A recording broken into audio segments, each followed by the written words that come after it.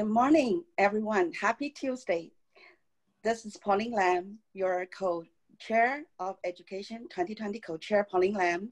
I'm so glad today join us for ADU update, this special case. We are glad and very special to invite Mr. Wei-Ming Lee to be our speaker. A little housekeeping tips. Everyone joining the class will be muted. If you have any question, you can text into the chat box. The question will be answered by speaker during the Q&A section. Now, I want to present you Mr. Wei-Ming Lee. Mr. Lee is a licensed realtor, contractor, and real estate investor. And most important, he is an ADU specialist. He has built ADUs and have very good experience in this field. Today, we're so glad, and let's welcome Mr. Wei-Ming Lee. Mr. Lee, the floor is yours. Thank you, Pauline, for that introduction. Normally, I would love to stand in front of you so you can embarrass me. But now, since I don't see you, so I feel a little bit more comfortable because I want to take this opportunity to thank St. Gabriel Board to allow me to share with you that little I know. It's both an honor and a humbling experience to be able to talk in front of my colleagues. And I hope you learn something, whether it's one or two little items from this workshop. I'm a licensed contractor. I build some houses, but in the last 3 years, ADU has come into the picture. I can see the housing crisis within Southern California, especially in Los Angeles. So ADU is going to stay with us for some time to go. The purpose of this particular class is twofold. One, I'm a homeowner myself, so I want to see what I can do with my lot in case I'm interested in building an ADU. The other thing is, as a realtor, which I myself is one, but I don't do too much real estate transaction anymore.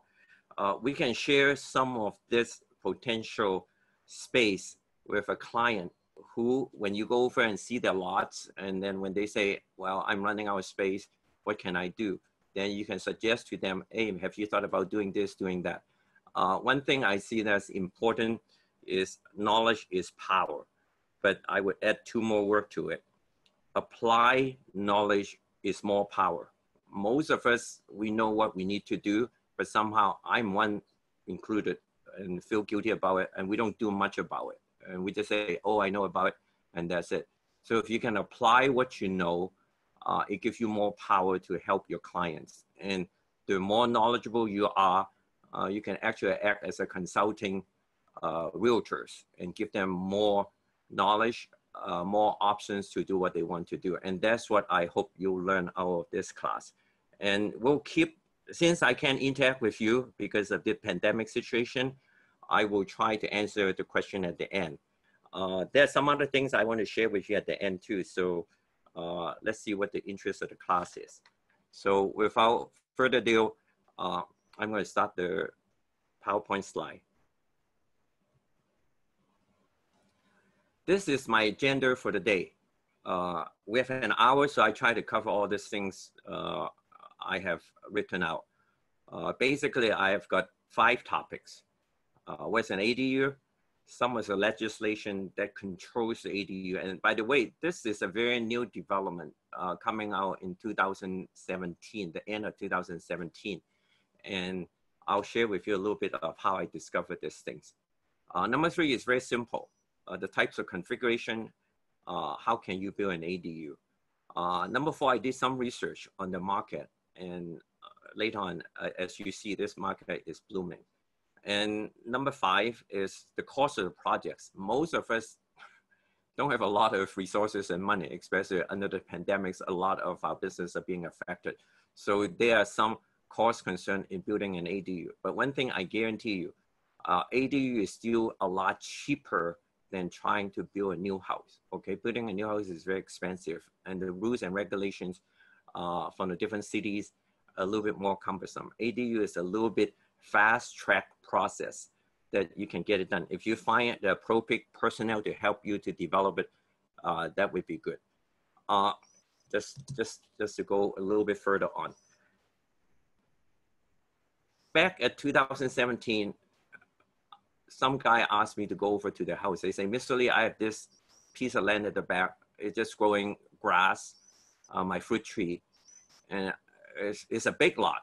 It's over 9,000 square feet. The house is very small in the front. It's about 1,500 square feet in the front. They say, what can I do with this? And I say, I don't know. I've never done anything like this. You know, I'm not too sure you can build a house at the back. So long story short, and that's where the ADU come in.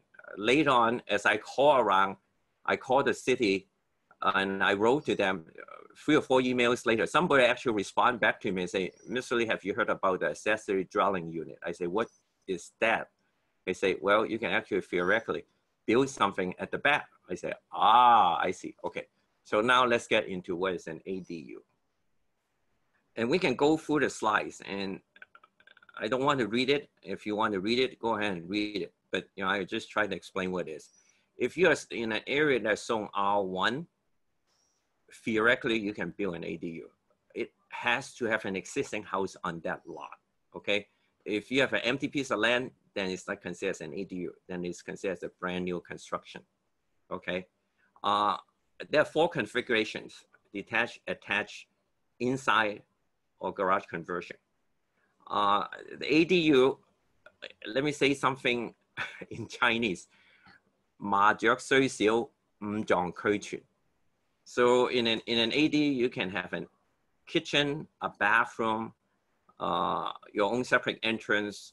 I built an ADU with a laundry area, that's washer and dryer, and also living areas. Now that's something that's also called JADU, junior ADU, which is about 500 square foot maximum. And it doesn't require a kitchen or a bathroom. So there are some options that you can take out, but it has to be owner occupied. Okay, so those are some things that, as I said, at the end, if there's interest, we can talk about it more, or we'll find some other time to discuss those things. ADU, most of generally, I'm learning it too myself. They call it, in a different part of the country, they call it different things. They call it backyard homes, a secondary unit. The colloquial use is granny flats, a studio, which I like, or garage apartment. Now this is how an ADU can look like. So don't think of it as a little crummy shack that anybody can build. Sometimes I like to spend some time on my own. So I call it my own man cave, or if it's a woman, you can call it a she shack. So up to you. When we were young, we don't have a lot of space. Let's say in your house, you don't have a lot of space, and if you want to hire a nanny or have your in-law to come and babysit for you, you want to provide some space for their own privacy. This is a good way for you to entice your in-law to come over to your house. Since they have their own separate unit. In the daytime, they can babysit for your kid. And then at nighttime, they have their own house to live in at the back. So they don't have to drive back and forth to their own house. So this is like a lodging to exchange for free babysitting. Now, why build an ADU? And then I list some of the benefits, as I mentioned before, because of this job crisis that we are facing now. Some of your kids might lose their job, so they might want to come home and stay there. You have an elder parents who wants some health care, and the hospital is very expensive. Convalescent is expensive, and long-term care, you haven't bought the long-term care insurance there. So it would be a good place for you to house them at the back, and it's easier to take care of them if they are around. And then the law has changed a little bit. Actually, ADU has metamorphosis into a little bit more looser regulations. So now you can actually do as a renters. In the old days, my excuse, are there some city official out there? This is what I want to find out. Because they will ask you, what do you build that thing for? I always say that well, my kids are getting big, he's getting married, and they cannot afford to buy a house. So I'll be living with my future daughter-in-law and my kid, and they will have children. So there's more space that's needed. So that was the excuse in the past. Now you can actually officially hold a for rent sign and say, okay, I'm going to rent this little unit out that I just built. So it provides additional income. One other things, and I see Chinese, especially in the Asian populations, we are sacrificial lambs. Most of the time we work so hard, leave our fortunes for our kid. So what we do is that, okay, I want to stay in the neighborhood. And then my kid have more living needs. So I will give them the house in the front, I'll live at the back. So you, when you get older, you don't have a lot of stuff that you need to do anyway. So let's say you and your wife can live in a 500 to 800 square foot home very comfortably. And part of the reason is that you want to stay in a neighborhood. Sometimes you get used to living in a particular neighborhood, even though say that's a house in a very nice neighborhood, but you don't want to go there anymore because you're so familiar with your neighborhood. You can drive over there, you can take a bus, and your friends are close by, so you want to use that. And then in case of a renting situation, if you have got a tenant who lives in the front, hey, what more can you do? He cannot party, he cannot play loud music, he cannot smoke pot, he cannot do a lot of things. So you actually can watch him a little bit better, and then you can pick your tenant, make sure that they are decent people. And then at the end, at some point in time, let's say you say, oh, I'm getting old, my kids are moving away, they found jobs, so they move out, say, for the job reasons. And then when you want to sell your when you want to sell your house. Now I just want to emphasize this point. ADU is part of your whole house, okay? You might have a house in the front, you might have a house in the back, but when we apply for the permit for the construction of an ADU, it's not a separate unit. So when you sell it, you sell the whole place, okay? But then we have to get through the city requirement of adding that additional square footage to your house. So what it does is that it enhances the value of your property when you sell that piece of land. One thing I guarantee you, and so far I live up to my guarantee, if you spend $50 on what you spend on the ADU or on any construction, normally when you sell it, I have been able to double the value. So you spend $100 per square foot, when you sell it, it will be $200 per square foot. So it's a good worthwhile investment. And we are running out of land. So the more square footage your house has, in a sense, legal, okay, not illegal, you'll enhance the value. And then the kids, when they move away, they go to school, they do whatever. So when they come home, they have got a place to stay. Maybe you rent the room out to another person or whatever. So, but now you have a separate room that you can rent it out with. Now, those are the pocket for an ADUs. And as I said, if I go too fast, we have a lot of material to cover. So if I go too fast, ask me at the end. And maybe I'm talking a little too fast too, since I cannot gauge the reaction of the audience. And I'm just talking to a screen. There are some laws that govern ADU. It was a little bit more restrictive since it's an introductory class. So I want you to see what it was like before when I first encountered the ADU concept. Senator Wachowski, is Senate Bill 1069. He was more concerned about parking. He said, well, we build all this stuff. Do we have enough parking space? So there are some workaround. I would not say that we can skirt around the law, but we can try to work around on the parking requirement. And I'm going to go through some of this. And these are very important. So if nothing else, make a copy of this particular page so you know when people ask you about parking, this is what you have to deal with. If you want to build a 2-bedroom ADU, the law allows you only need 1 parking space, okay? You don't need 2 parking spaces. Now, okay, before you have to have, if you convert a garage, a 2-car garage into an ADU, a living area, you have to build back a 2-car garage. So that actually poses some challenge because you don't have enough land.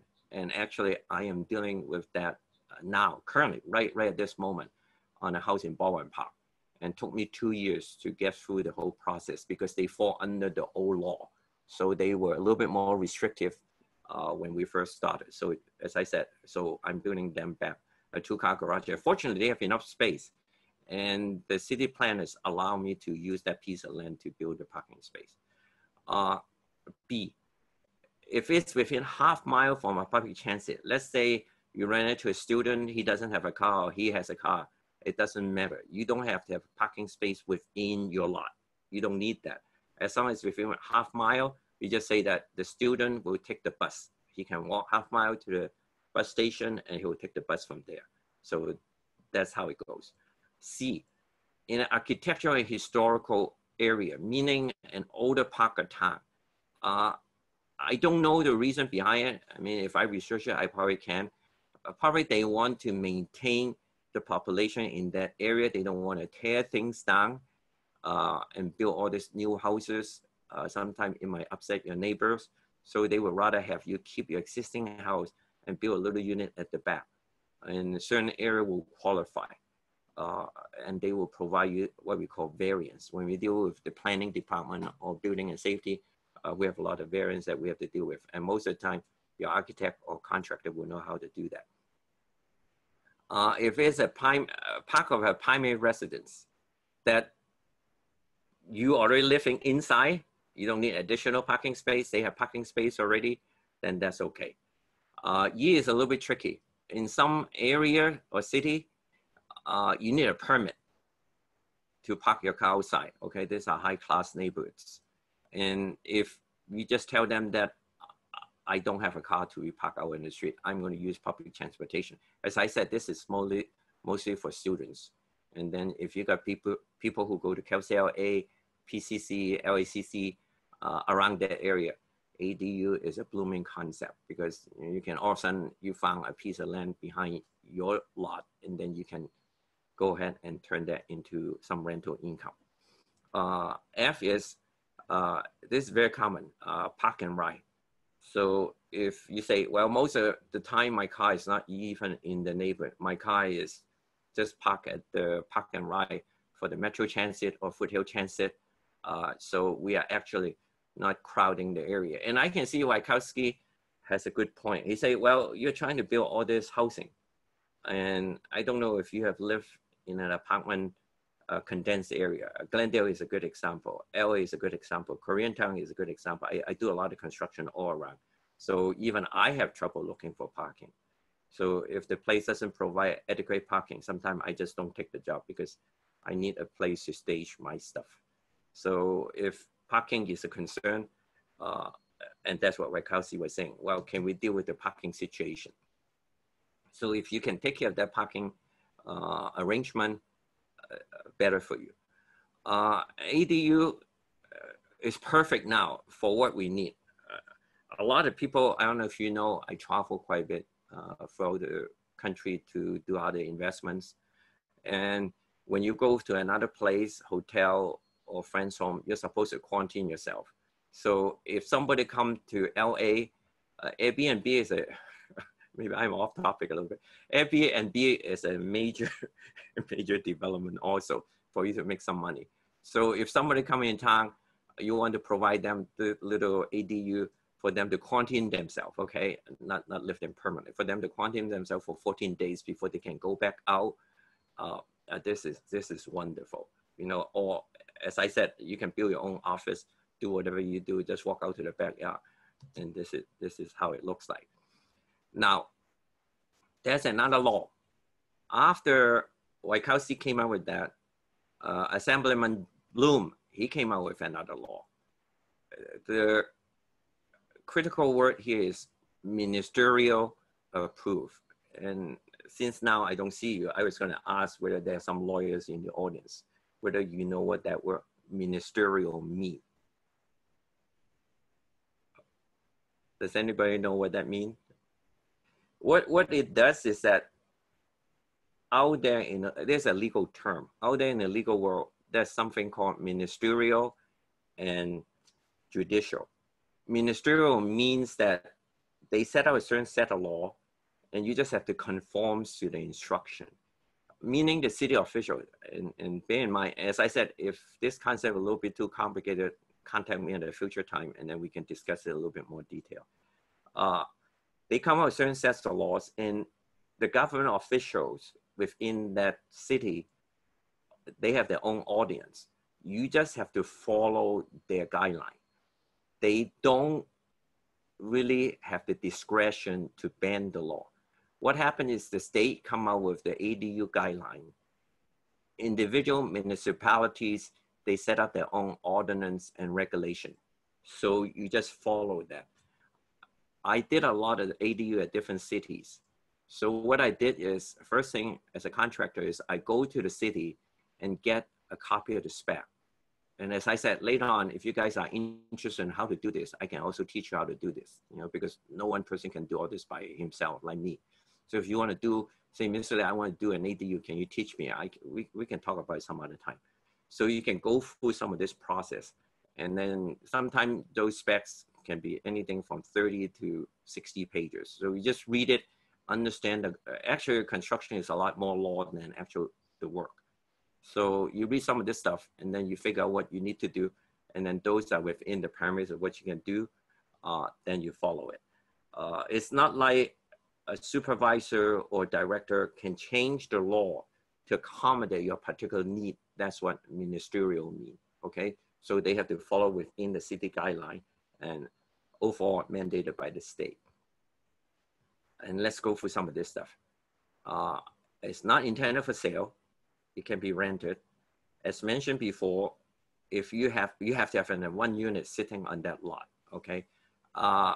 There's also a legislation that they might consider multi-units. And I don't want to get into that because this is an intro class. And if we go further in, we can talk about at a separate time on how the law has changed and adapted now. The ADU, later on we'll go into the configuration. Attached, living area, or detached. I don't know if you know what FAR is. The existing ADU, no, the ADU that you intend to build cannot be more than 50% of your existing dwelling.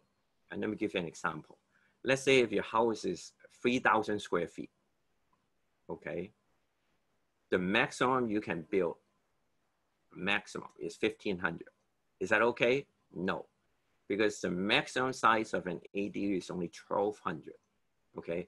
So rule number one, you can only build an ADU, a detached ADU, no more than 1,200 square feet. Now, if your house is, I'll make it up. If your house is 2,000 square feet, okay? If your house is 2,000 square feet, 50% of 2,000 square feet is 1,000 square feet. And that's the number you should go by, okay? So no more than 50%, what we call FAR ratio. F, setback requirement. It used to be when I start out, you have to be about 15 feet from the backyard, 5 feet from both left and right yard, and then about 25 feet from the front. Now, one other thing about ADU, and I don't know this is the way the society runs here in America. ADU 99% of the time, it cannot be in the front of the house, okay? Your house has to be the main actors in the front yard. ADU is usually, I don't know why, it's hidden somewhere at the back, okay? So don't try to build an ADU in the front. And of course, you know, sometimes you're constrained by the lot size and configuration too. So of all the ADU I build is always at the back or on the side, okay? So that's something that you need to consider, okay? Except the garage. The garage is a little bit different. Garage setback, you can grandfather in, but don't try to modify the garage. The minute you start modifying, then they want you to update to code, the current code. And then they want you to follow the new IBC code. But if it's there, you just modify it, do whatever, even though it's only 2 or 3 feet away from the wall, they will allow you to do it. But garage also has its challenges, but we won't get into that till later. Okay, this is a little house on the prairie. Okay, if you can have a little piece of land at the back, then you can build something like this. Okay, now this is a very ideal situation, whether you have a lot of land that you can actually do this construction. So most of us might not have such big piece of land to do this type of stuff. And the landscaping is actually very expensive. Okay. Now, the implications from the local cities, I can see that's an impetus for the government to say, well, we need to solve the housing crisis. There's a lot of people, and I think homelessness might originate part of this, because there's just not enough space for affordable housing. So they want us to build something a little bit more reasonable to provide the housing need for the unit. Okay. On C, you can have independent access.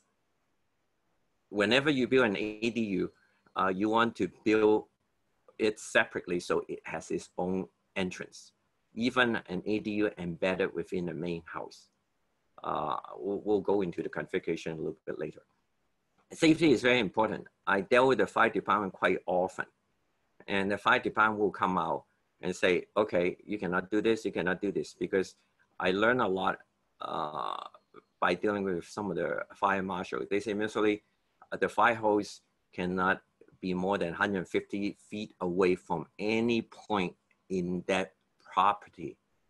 So if they draw a circle, they say, this is my fire hose can reach, and that's it. Anything beyond that, you cannot build, because they cannot put out the fire, and I can see that. So those are the safety requirements that you need to have to deal with, except on the garage. As I said, the garage is a setback space.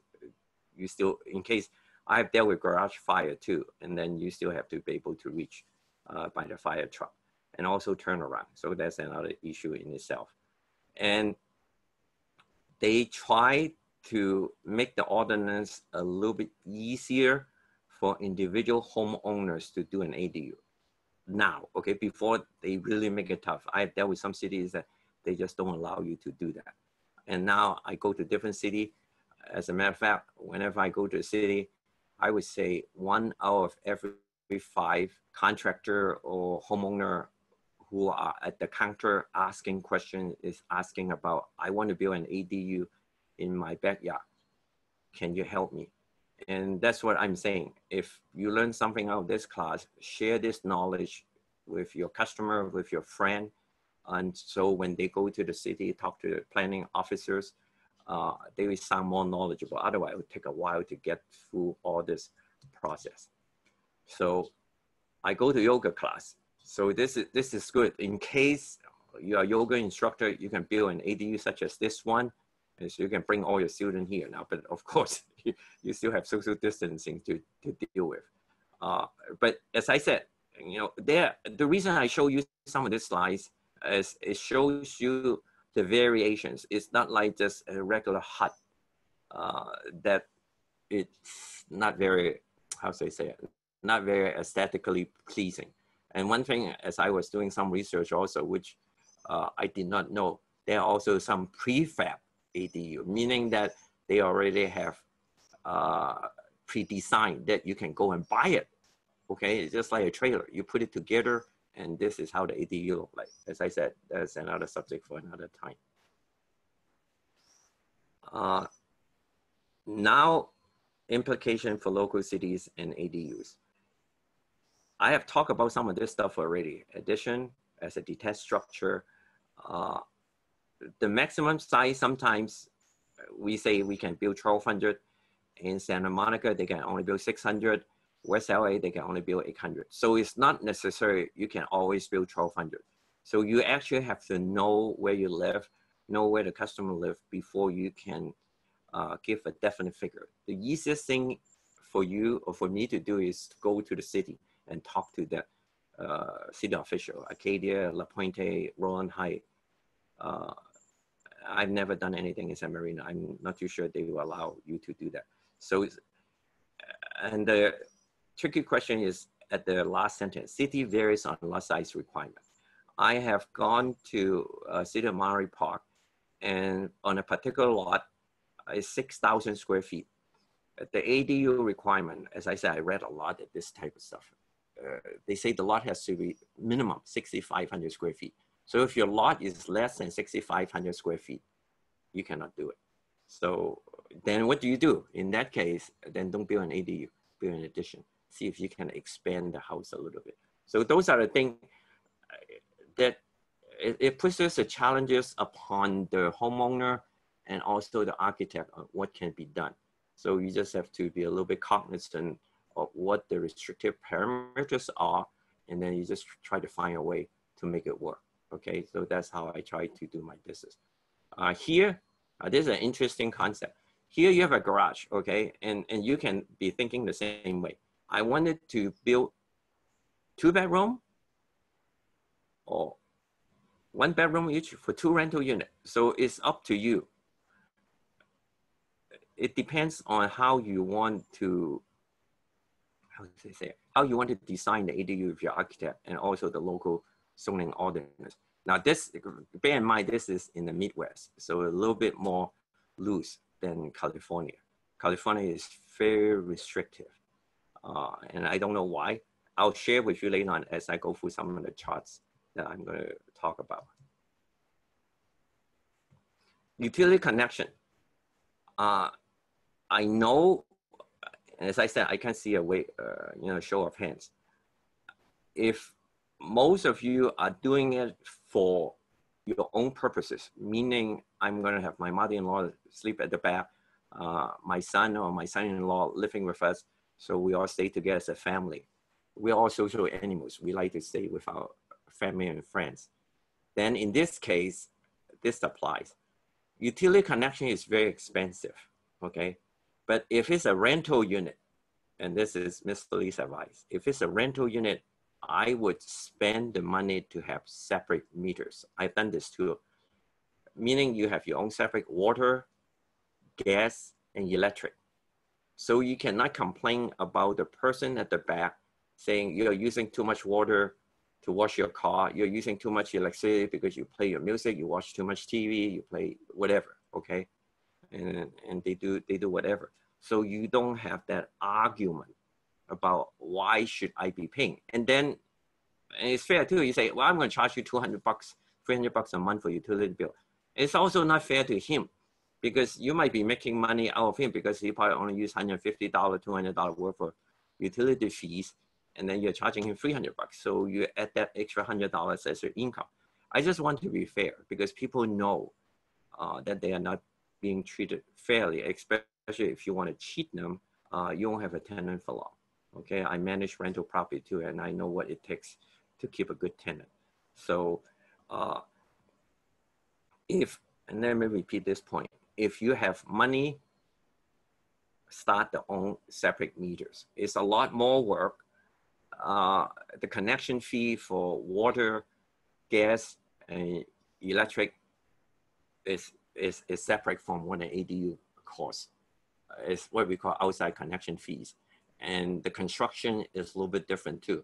So know what you want way in the beginning, share with your contractor or your architect, say, Mr. Lee, I want to have separate meters at the back. And that's it. Then the approach will be totally different. And then because we have to contact the local utility companies and set all this stuff, Southern California has to come out, gas company has to come out, okay? And then I work with Department of Water and Power. So they have to do all these things. So don't change it halfway, okay? Please let your contractor know what you want. The inside, you can change whatever. But some of this stuff, we have to trench things. We have to dig stuff. We have to rebuild certain things. We have to order panels. So all this are separate and the connection is different, okay? So those are utility connections, major consideration. Now this is one of my favorite design, okay? I would like, there's a 1,200 square foot home. So if you build something like this at the back of a house, it is almost perfect. Okay, so this is the part of my PowerPoint presentation. I'm going into my second phase of my presentation. Give me a second, okay?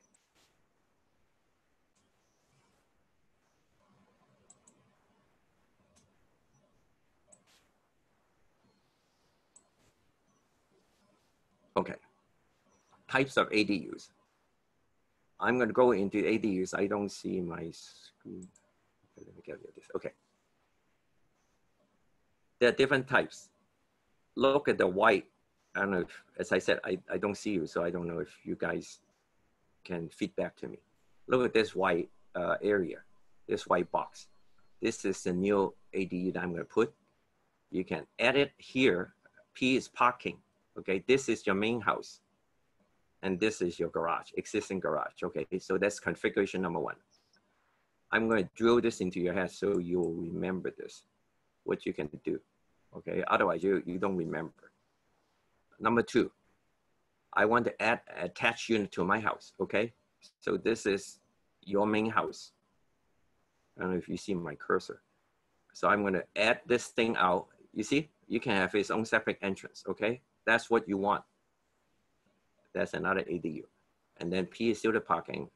This is the garage, okay? It looks something like this. I actually have a sample next to it, okay? So this is the picture of how it looks like. So some of you might not have seen how it might look like.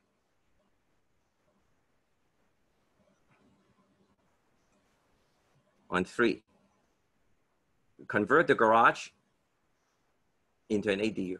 So it was a garage, and now somebody is living in there, okay? Number 4, a garage here, okay? And then you add another unit right next to the garage. Now this is almost like ideal for new homeowners. So he come home, okay? Let's say he uses this garage and you don't, okay? This goes out to the street. And then he can just go in and consider this as his own house. It's a little bit smaller. It could be 900 square feet. It doesn't matter. Garage is usually 20 by 20, so that's 400 square feet. So this is how convenient for this new homeowner is, okay? So those are the 4 configurations.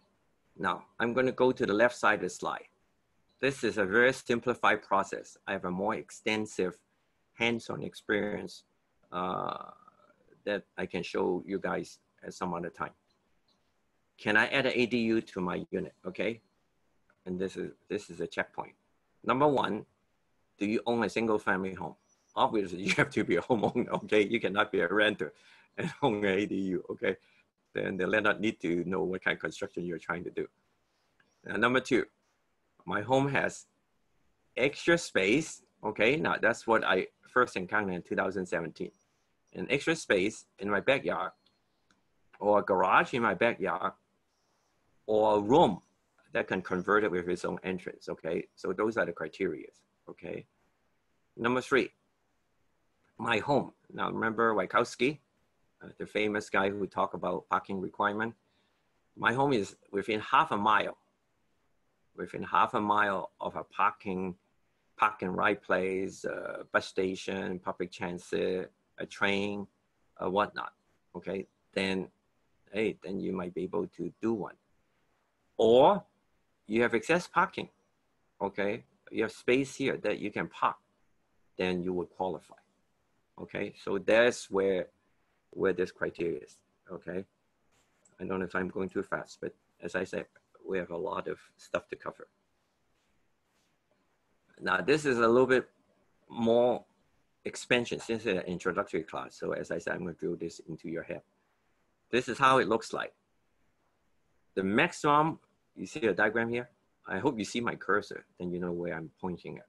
Maximum is 1,200 square feet, 5 feet setback, okay, and 10 feet. Now, between this and this, you have to have a minimum of 10 feet, okay? Between the main house and your ADU has to be 10 feet. You cannot be embedded or so close to it, okay? Because you're building a detached unit, okay? And number 2 is an attached unit. This is almost similar to an addition. Now, so it has its own separate entrance. Remember I talked about the FAR ratio? It's no more than 50% of the existing home, okay? So your house cannot be that big. I mean, your ADU cannot be that big. Otherwise, you might have trouble getting it passed by the city, okay? You also have to fulfill the side and setback requirement because when you're out here, you have some requirements that you need to meet. As I said, this is all joint. So it's a little bit easier to configure. Oh, I went a little too fast. I just want to show you how it looks like, okay? So this is how it looks like. This is a separate unit at the back. This is a side unit on the side, okay? So this is 1 and 2. Now let's go to the next one. Backyard garage conversion, okay? So you have a separate garage. Now you don't park car in there anymore. and then you want to turn that into a dwelling area, like that two-car garage that I showed early on in my slides, okay? So as I said, since the garage is already in place, the setback requirement is waived. So on the backyard attachment, this is what we have to do. Now I have had a situation where this is interesting. I don't know if you can see this. This is very hard to do, okay? You build a second unit on top of an existing garage, okay? Most of the time it's a little bit easier to build, let's say a side structure next to an existing garage. To do something like this, I don't know if, as I said, I hope you see my cursor. To do something like this, you have to convert the underground, the first story's wall into a shear wall. And I don't want to go into that. And then you have to build stairwells. So it's a little bit more involved, okay? So unless you really want to do this, it's going to cost you a little bit more. So I would not suggest building a structure on top. And the reason, one of my principles in construction is health and safety. I want to make sure in case of an earthquake, everything will still stay. So I put in a lot of rebar, concrete, everything just to protect you. So something like this, I probably spend a lot of money on strengthening the structure rather than spending money to give you a nicer bathroom. So unless you have a decent budget, I don't recommend building something on top of an existing structure, okay? So that's how it looks like. Now this has the pictures that look like this. Now, getting back to two concepts. Floor plan. How do you do a floor plan for your ADU? So these are some samples of floor plans. On the left side, 450 feet, 1 bedroom. 700 square feet, 2 bedroom. 1,200 square feet, 3 bedroom, 2 bath. The maximum I built for, and it was, how should I say, it was a, it was an ingenious ability of my architect. We were able to build an ADU at 1196 square feet, okay? So we use up everything we need. It takes a while, okay? It's not something simple, and it came out really nice. But as I said, I wouldn't push it because it takes too much time sometimes, and it might not be worth it. So don't try to push it to the limit. I think anything from 1100 to 1150 is good enough, okay? Don't try to push it to the max. And I was just testing myself. And now there are some laws in certain cities that if you are less than 800 square feet, you cannot build a 2 bedroom, okay? So there's a lot of design consideration that goes into an ADU. As I said, ADU is similar to building a new house.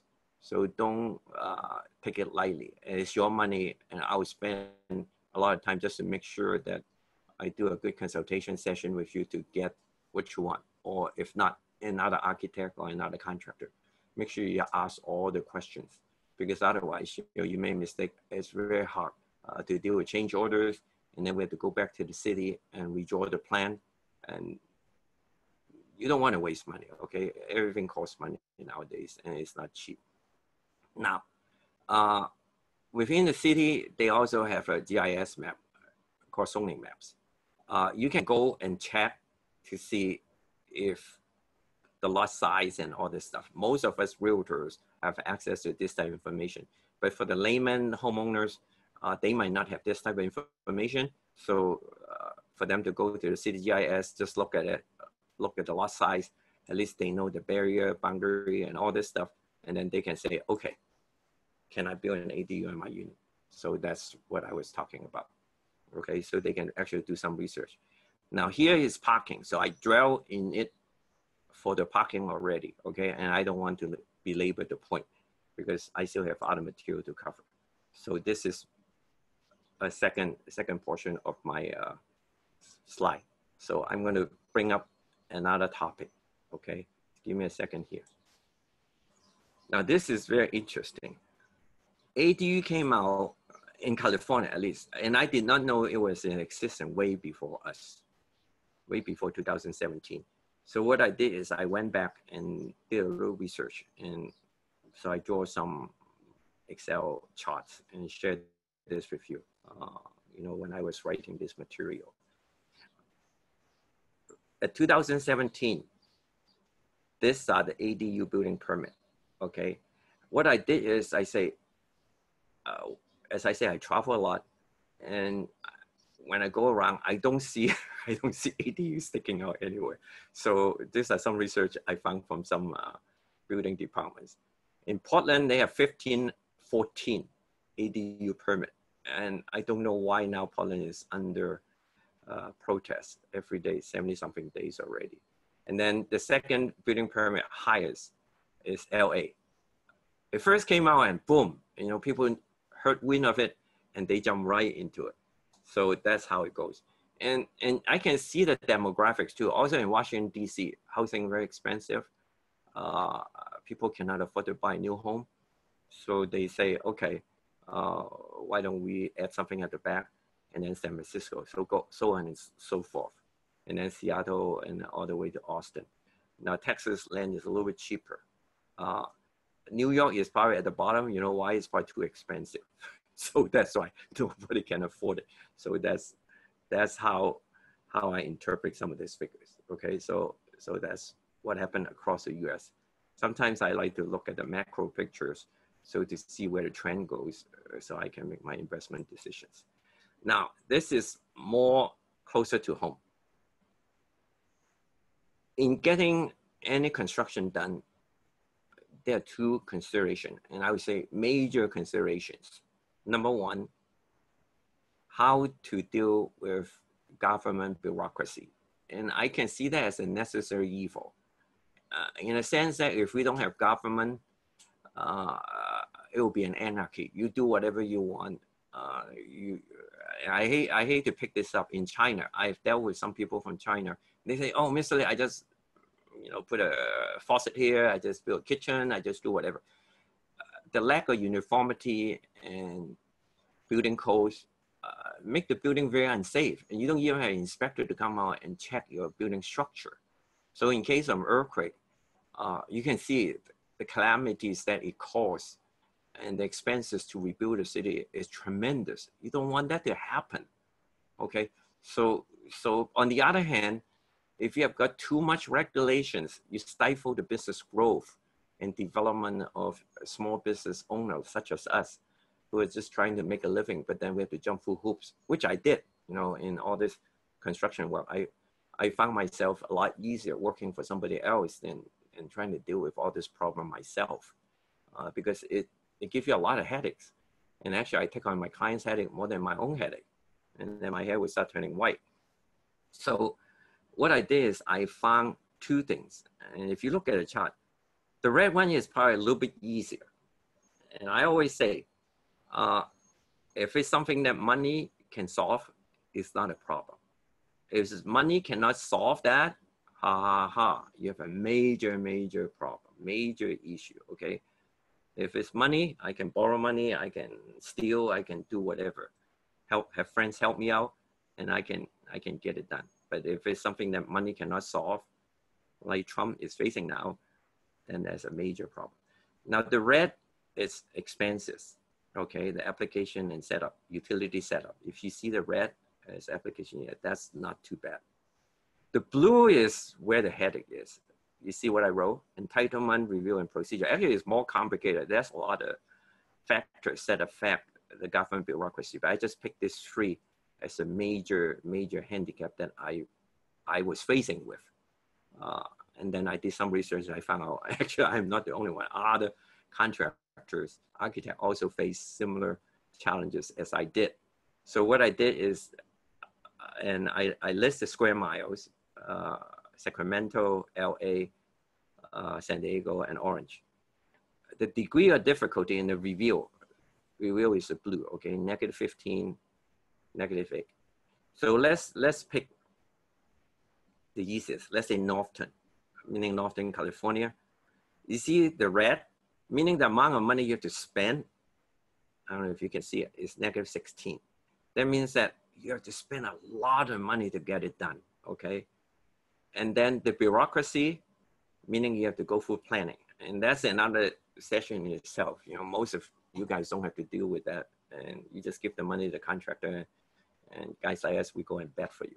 So it's negative 15. That means that we have to go through a lot of headaches. Now, let's look at LA. You see LA here and San Diego. Now, LA and San Diego are roughly the same. The amount of bureaucracy is negative 11.5. It's not easy, okay? Negative 11.5 is very, very difficult. That's why I don't like to do project in LA. Just on taking care of some minor infraction on a landlord managing the rental unit. I did not know that they go on and inspect the rental unit every 4 years. So I dealt with several landlords who call me, Mr. Lee, I have got some problem, some problem with housing. Can you come on and look at what my problem is? Oh my goodness, it's a lot of work. And you have to get permit for everything. And then the money spent, you know, between negative 8 and negative 10, okay? So that's what I'm trying to tell you. This is what we are faced with. Now, there's no such thing as zero, okay? Zero is just like too easy. You know, you just write a check and it's done. It's not that. But I would expect in the San Gabriel Valley, where now is my area, I've got work as far as Palos Verde, West Lake, Woodland Hill. Oh, when I first started out, it's a little too far. So now I try to stay a little bit closer to home rather than getting stuck in traffic. But except, you know, 2 months ago, the traffic was better because everybody was staying home. I would expect anything from 0 to negative 6, okay? The degree of difficulty is from 0 to negative 6. If it's something within that range, I would take on that challenge. But if it's a little bit more than that, I don't want to deal with it. You might find another contractor. Now, this is another chart. LA, Long Beach, this is more local. I just want to show you the change, okay? They have ADU before. I did some research and ADU was a little minor concept that originated back in the 90s, but somehow at that time we might not have a housing shortage. Now it's more prevalent because, you know, housing shortage is becoming a crisis. So from 2016 to 2017, I just want you to look at these 2 columns, okay, my column F and G. And this is what I pull out from different cities and research as I was going through. LA from 257 to 3,800. Can you believe that? And Long Beach is 1 to 42. Oakland, Okay, I don't want to read the numbers, but you can see the jump. Once the permit open up, you can see the wild boot in the number of applications for ADU. So that's quite a tremendous increase. And I'm going to go to the next slide. My time is running a little short. Next slide, LA construction permit. You look at 2017, 16%, jump from 2016, 0.9. Okay, so you see the big jump. I don't know if you see my cursor moving here from 16 to 20. Well, because a lot of people apply already. So this is a newcomer who is applying. So compared to what we have used to be 1 or 2%, you know, we have a big jump, okay, in LA. Seattle, okay, that's where I went to school, University of Washington for my undergrad. If I don't come to California, I probably will work at Boeing or Microsoft. So this is a fraction before, okay? But you look at the application here. They were already building it, but the application of ADU is not that much increase, okay? So you can look at the city, housing affordability, and look at where we are, look at other cities, major city, similar size, the growth is not that big. And Puget Sound is also in the state of Washington. That's a little bit more remote area, so the growth is not that big. So it's still very acceptable, okay? Now we look by state, okay? On 2017 to 18 cycle, I go across the country again, from California all the way to North Carolina. North Carolina, I don't know if you've been to North Carolina pretty city, beautiful places, okay? A lot of greens, and I wish we have a little bit more rain. And Florida have a lot of older community housing, retirement, back suburbs. So this is, a lot of people, don't want to crap up an ADU, and most of Florida residents are wealthy retirees, so they don't worry about those stuff. So you can see the big jump, and you can see where the market is. Hawaii is growing, but it's probably very expensive. And you see California. Okay, this is a percentage increase. It's not the number, okay? So meaning from 1 year to another year, there's a 63% increase in ADU applications. So that's quite a bit, okay? Hawaii is the same. Hawaii housing is expensive. Tennessee, a little bit easier to build. So that's why they are doing it. Washington, where I came from, so they are also increasing now. I remember when I was going to UW, my landlord wanted to sell me his house for $30,000, a 2-bedroom, about, I would say, 1,300 square foot home with a large lot, 30,000. Wow. If I had money, I would have bought it. The house is probably worth 400,000 now. But at that time, I was a poor student. I was only 18 years old, so I don't have any money. Now I still don't have a lot of money. Okay. Now this is the way of the future, and I can see that. And it's interesting that I found a slide like that. I couldn't draw something like that. The way I see our housing development will be like this. Okay, we have on the left side, you have single family homes. Okay, those are for the people who can independently afford to buy a single family homes. And then you have duplexes. These are the rental owners, people who buy a little bit and then they want 2 houses on the same lot. And then down below, you see downtown luxury apartment buildings. There's a lot of yuppies, Generation X, Y people who can afford to live in a $1 million apartment in downtown because it's close to work and they make a lot of money. So either they rent it or they buy it. A little bit more affordable is PUD, so like 3 houses on a lot, 4 houses on a lot, or big complex that you have, 12, 15 houses on a lot. And then the gated communities, like the countries in Diamond Bar. So these are the wealthiest people, and they bought a piece of land and then they start from scratch, do the design and do all this stuff.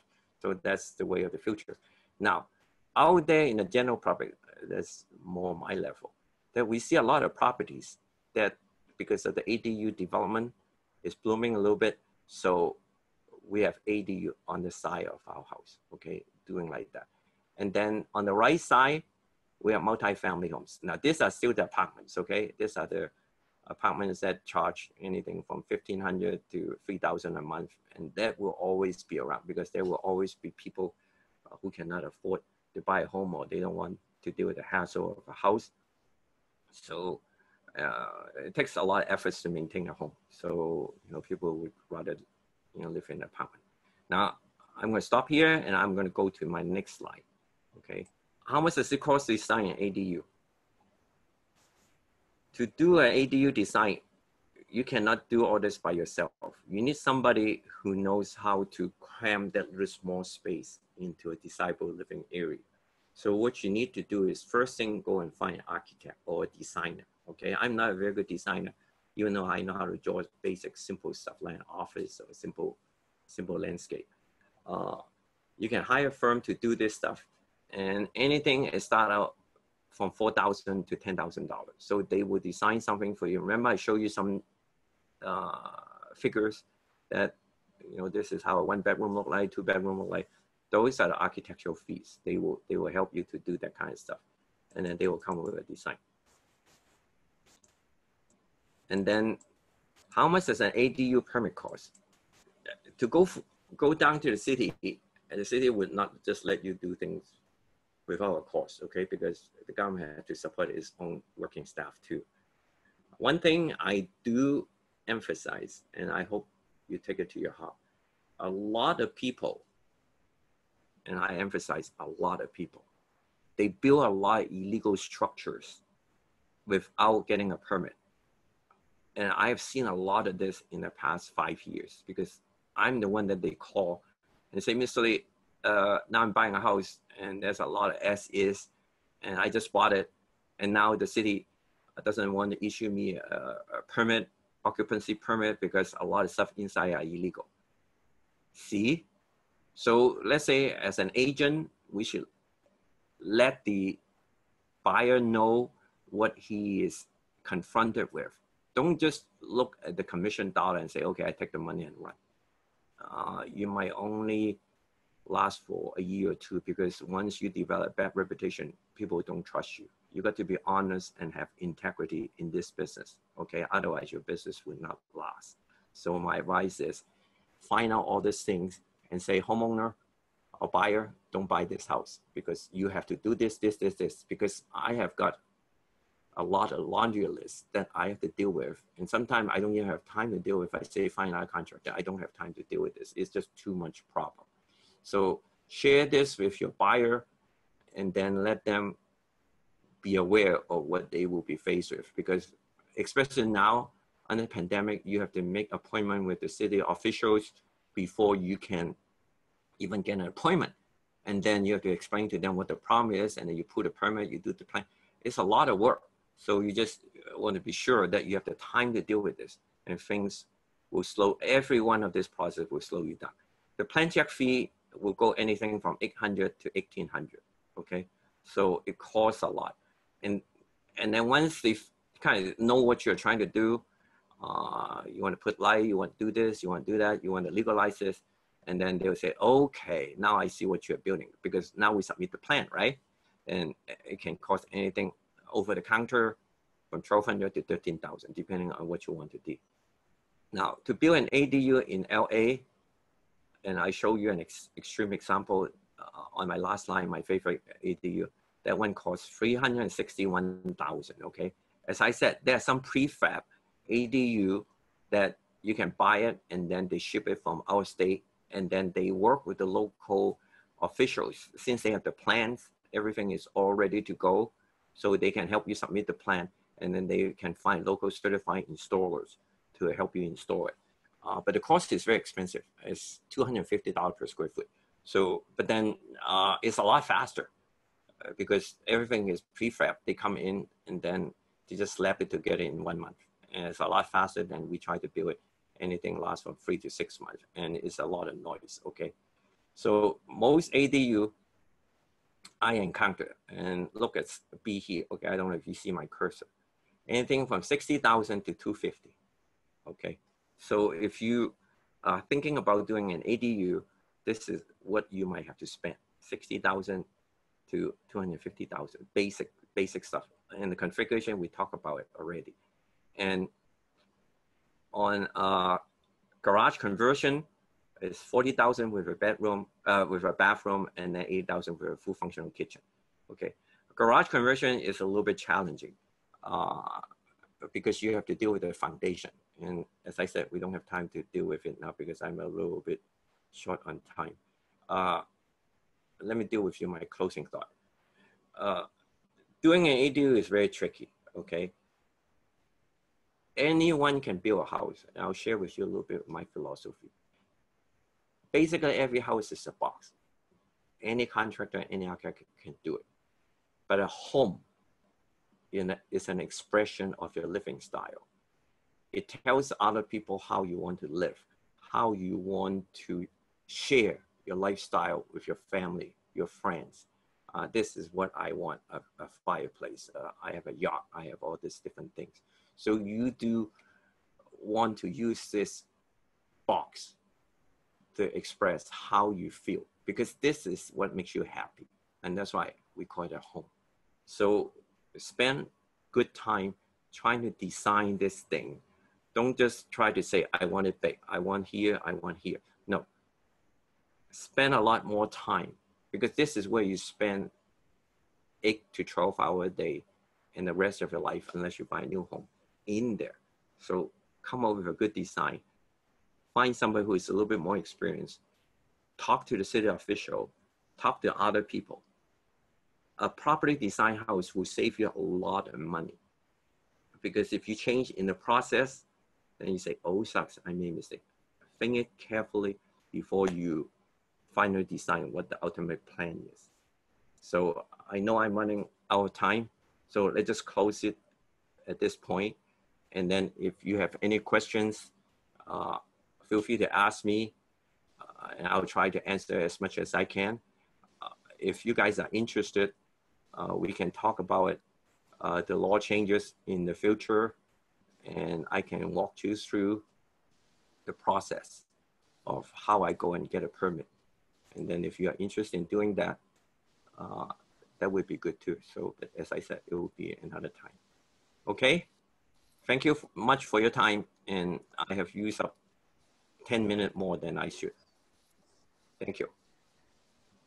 Thank you so much, Mr. Lee. This is so wonderful and informative seminar for the ADU updates, not only for the basic and step-by-step, and you share with us so valuable information among your so many years experience. We appreciate. I buy you lunch, Pauline. I would like to have it, and everybody join together. Wow, you broke. Thanks for the compliment. I will read the question start from the first, and although some you already explained, okay, so we still don't want to miss any question. And first questions come from Michelle Lin. Say, is an ADU like a guest house? You can use it, Michelle, you can use it whatever way you want. It has no particular definition. As I said, I show some example. You can turn it into a yoga studio. You can turn it into an office. You can turn it into a man cave. You can turn it into a woman's powder room. So design is very important. It's not necessarily a guest house per se. You know, do whatever. When I go in and build a house, okay, and off the topic a little bit, first thing I want to discuss with my customers or client is, what do you want this area to be? How would you utilize this area? I know a lot of architect or contractors, they don't want to spend time with the customer. I do, because I want to build the best house I can with the amount of money given to me, so he would be happy. So to answer your question, it can be anything, okay? Call it whatever you want to call. Perfect. And the second one is from Zhixiang Chen. I believe this question is including in your slide, but he has two questions. How much per square footage to build an ADU? And how long will it take to finish the building to an ADU completion? Okay. I don't know the person's name, but the square footage, most of the, okay, let me backtrack. Most of the time, every time when I talk to a client, the client would say, Mr. Lee, how much does it cost per square foot? I think that is a nebulous question, because I want to see what your existing house look like. I don't want to build something that doesn't conform with your regular zoning. And it has to kind of flow. People try to build things that sometimes it might not actually fit the existing structure or conformity with that particular neighbor. You have to do something that fits well, okay? So, but just to give you a rough idea, it can run anything from 180 to 250, okay? A very conservative estimate. And as I said, this is my cost. I know some other people might charge you more, some other people might charge you less, but if you run anything from 180 to 250, you can have something average, okay? And on the inside furnishing, I usually give you a separate price, because you can have, I have done that. You can have a $40 faucet, you can have a $180 faucet. And then on the water, you can have, you know, a tankless water heater or a tank. So those are the inside costs. Outside connection, those are separate. And then that's also a soft cost. That's why I want to teach you guys, if you guys know how to do it, theoretically, you can pull an owner permit. I don't know if you know how to do that. And as I said, if we at a time at some point in the future, I don't want to teach you construction, because construction is very hard. And then, you know, it's hot out there. You don't want to pound nails under the sun. But at least you can go through the process of getting all this thing done manually. You guys are all good paper workers. So you can do the paperwork to get all this thing done and then deal with what you need to deal with. Okay. The second question was, how long does it take? Anything from 3 months to 9 months. If it's a 1,200 square foot, almost complete like the one I did, it takes about 9 months. If it's a simple conversion or simple addition, it can take 3 to 6 months. It also depends on the city. Each city has their own, as I said, bureaucracies as a necessary evil. Sometimes they don't come out. Sometimes they are backlogged. And a work of advice, if you want to think about building ADU, submit your application tomorrow, okay? Do it starting tomorrow, because it will probably be 6 months before they will get to your application. As I said, out of every 5 people who are at the city at the counter, when I first went in there in February, 4 of them are ADUs. Okay, either contractor or homeowner going in and ask the city official what needs to be done. So think fast. Perfect. The next one is from Yong Xiao Ye. A very simple question. Is JADU, I think it's a junior ADU, only allowed for detached ADU, junior ADU? No. It's only allowed to attach. Junior ADU is usually an attached ADU. And the reason that they don't require a bathroom or kitchen is because you can share. You would have a separate entrance. Okay, but then it has to be owner occupied. Okay, so as I said, if you want to know more about JADU, we can have another class that I can compare junior ADU with ADU. So I don't want to spend too much time on it. There's a lot of, ideally in the future, I can see both things coexist at the same time. Just share with you. You can have a JADU, an ADU, and an existing house, all 3 on the same lot, okay? Got it. Got it. From William Dang. William has a question. You talk about better have a separate meter, right? If you want to do the rental property. He's asking what is the rough amount of installing the electrical, gas, and water meter separately? Good question. That's a very good question. I would think about 30,000. 30,000. It's 30,000, okay. And how should I say? The hardest thing, let me talk about this. The hardest thing is dealing with the city. They actually, and I'll share with you a little bit. I may take up too much time. The city dictate the price. The city said, Mr. Lee, for you to do the water connection is 12,000. I have no say in it. You know why? Because they have to create a line in the middle of the road to connect to your existing water meter. So city will send out their own crew. So I have no control over that. I do the coordination, and they usually give me 2 or 3 bids, and I pick 1 bid. And usually I interview the contractor myself, okay, to make sure that they did it right. And then I have to deal with Southern California on the electrical, and also I have to deal with the gas company. And then the configuration of how the house will be built will be different, because I have to trench the side to establish the utility connection. Those are not hard. The hardest thing, and just to share with you a little bit, is the sewage. You know, the poops and pees from the bathroom, they work on gravity. So I have to find your main sewage pipe and connect those 2. So those I have to deal with, and then I have to go with sanitation districts. So those are all money. So if you think about $30,000, you'll get it. But to answer this person's question, in the long run, it's worth it, because you would have no argument on how much water, how much sewage is being disposed, because he pays his own bill. And especially if you have a separate house number, and I apply that for the homeowner too, if it's an ADU, either it's in half or whatever, 102, 103, 104, then you have your own map, separate map on the fire department also. Perfect. And this question comes from Gary Pan. Gary asking, how much value can ADU add to property from a investment point of view? Okay. Like an investor, if you, I will give you 2 how much value can add? As I said, I'll give you 2 point of view. Gary, let's talk about property tax. Since California is under Prop 13, so what we have now is whatever the house value is. Let's say your house is about 1,000 or 2,000 square feet. You add another 500 to it, it won't be considered as a new transaction. So whatever you are paying and I'm making this up, okay? Let's say you're paying $2,000 for a 2,000 square foot home. Your ADU is another 500 square feet, and then your property tax is probably only 2,500, okay? So from that standpoint, you actually save yourself some money instead of building a new home, okay? Value-wise, which is a different story. Gary, you're a realtor, I'm a realtor. Let's say the house is about $250, $300 square foot, okay? The ADU is brand new also. So all of a sudden it takes on the value of your existing home, $200, $300 per square foot. And it doesn't cost that much to build an ADU, okay? I told you already how much it might cost.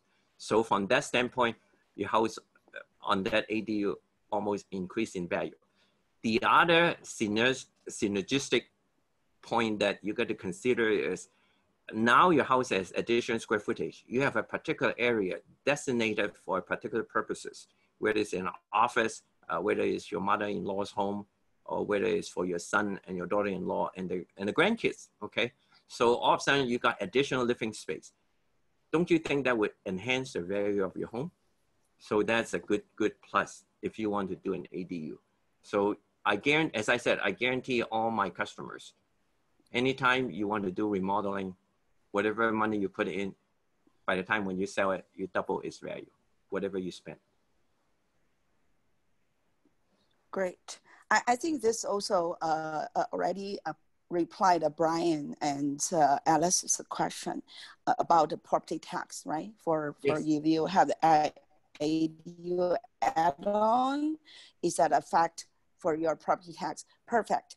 But Brian Young also have a question. This is a very good question, I think. Are two-story ADU less common? ADUs with basement? And is there a height maximum? For example, Montreal Park specifically. Okay. Brian asking, especially for Montreal Park's building, yeah. Okay, good question.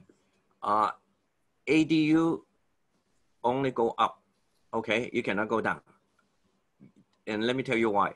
If you want to build a basement, that basement construction costs maybe 3 times of your ADU already. And I don't know if you know the term shoring. You need to shore up the surrounding soil. And just to make sure, and then you got to pour concrete, you need to do forms, okay? I'm a contractor, so I build stuff like this to make sure it's secure. We don't want to be, when you're watching TV or movie at your basement, since it's very dark, and then there's an earthquake, and then you die inside, okay? At least I want your life to be safe. So we shore up that area really well with concrete and steel and rebar, okay? And as I said, I do foundation work also. So we want to make sure you're safe. So ADU cannot go down, it goes up. But as I mentioned in my class, if you want to go up, then your wall has to be also shore up, has to be shear wall. And then we need to make sure the foundation is strengthened. So I need to do more foundation work around the site. So it's very costly to do a 2-story ADU. Now on the height, most building cannot exceed about 15 feet, okay? So for 2 stories. So you try to make it less than 15 to 18 feet, then it's okay. All right, ADU normally don't go that high because then that's also a structural issue. I need to talk to the structural engineer to see how high you want to go. Now, unless you have a very, very narrow yard and you don't have a space to do sideway, then you might need to go upward.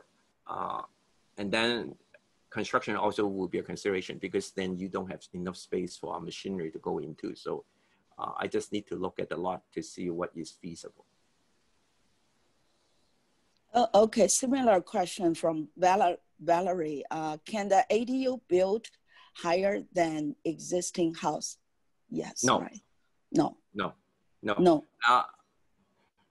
Just to let you know too, it's not even ADU, it's single family homes. When I go into an area, usually I do a survey of the area to see what is feasible. And if everyone around you has 2-story homes, then the chances of you having a 2nd story is a little bit easier. But if everyone around you is own single-story home and you try to build a 2-story ADU, I'm sure the city would not allow it. So that's why it's important for you to read the specs. And actually, I have given consultation to some homeowner and say, go and do all this homework on your own. Because if you want me to do it, I can do it, but I'll charge you. So if you guys want to learn how to go around that process, at some point in the future, maybe next year, we can hold another class on that. Great. Last question from Kenny Ling. Kenny asked a question, how to submit the ADU application if the house belongs to the county area? As Kenny know, the plan check, the local plan check, the plan check should go to the local public works office, but they're closed right now. How do we do? Well, there are two municipal jurisdictions. One is a county, one is a city. So if you belong to a city, and I'll give you an example, Arcadia, where my office is, there are some work that belong to the city, then I go to Arcadia City. And there are some work that belong to the county, then you go to Baldwin Avenue, by there's an Indian Fashion Mall to deal with them. Dealing with city is a little bit quicker, but then they are a little bit more strict. Dealing with county, they're a little bit more relaxed. The rules are a little bit more flexible. I shouldn't talk about that because there might be some county official listening to this conversation. So dealing with this pandemic is very difficult. I felt the same challenge too. Usually what I do is I make an appointment with them to go and see them. And usually they don't allow more than 3 people in the office. So lately it's very, very difficult for me to get my project going. I do a lot of things by email. So if some of you want to learn how to do that, you can go actually try to write to them, try to go onto the website and see what they want. And then you can download the specs, go to building and safety or go to planning, download the specs and see what they say, and then study that spec, because I'm doing exactly what you're doing. So if you want to save yourself some money, do it yourself, what we call soft costs. You know, this is all the legwork that you have to do before you even, you know, drop some nail on the ground. So try to do this on your own and save you quite a bundle of money. Got it. Okay, the last question. Everyone want to know, Mr. Lee, what is your contact? Your I email? put it right up here now. Do you see it on the screen? Can everybody see on the screen? And then everyone want to consult with you more detail, especially I think Kenny have a specific case want to check with you. And I would suggest we will tell you Mr. Lee's email address later on if we distribute the email to you. Okay, the link to one you. Thing. Thank you, Pauline. Let me. I am very busy, so if you spend the time writing to me, explaining a situation, and leave a phone number, the best time to call you, Kinley, whatever your name is, I will try to call you back at that time. I have a lot of projects, and I have my own projects also. So, but I'll call you back. And just to share with you, one thing I found in the past is everybody call me for free advice, and I end up not having enough time to do the work. So when you get a call from an unknown number, I don't want people to have my number. When you get a call from an unknown number, answer that call, especially if it's the time that you want me to call you back. Say, Mr. Lee, call me on Wednesday between 2 and 3. Then I'll call you on Wednesday between 2 and 3. If you see an unknown number coming in, that's me. Okay, but write to me so I have an idea of your question.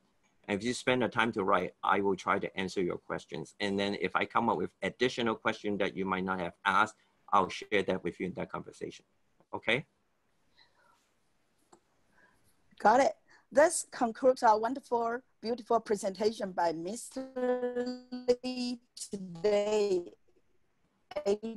Let's give a applause to Ms. Lee, although we cannot hear your applause. Okay. I cannot see all the people. Can I see the people? Everyone, you can release the video. Let Mr. Lee see their face. Yeah, if that's possible. Besides, I want to invite all of you tomorrow, 11 o'clock, join us. Education Committee present you another nice, greatest commercial real estate update. The speaker is Mr. Howard Ting from YK America, and he's specialized in commercial real estate development over 20 years. And he will talk about the impact, pandemic impact to retail, office building, hotel, multifamily, industrial warehouse, and land developments. And let's learn together again. And we should see you all again tomorrow, 11 o'clock. If you're not registered yet, please register, and we see you all tomorrow. Have a great day, and I want to thank you, everybody, to join today. It's so energetic class, right? Thank you, Mr. Lee, again. Thank you. Thank you for all you guys spending the time with me. I hope you learned something. Yes, and thank you, Fong, always help us thank you, Fong. Thank you very much. Meeting. Yeah, she's very great to support us. And then we thank you again, and see you tomorrow, 11. Okay, bye-bye. Thank you.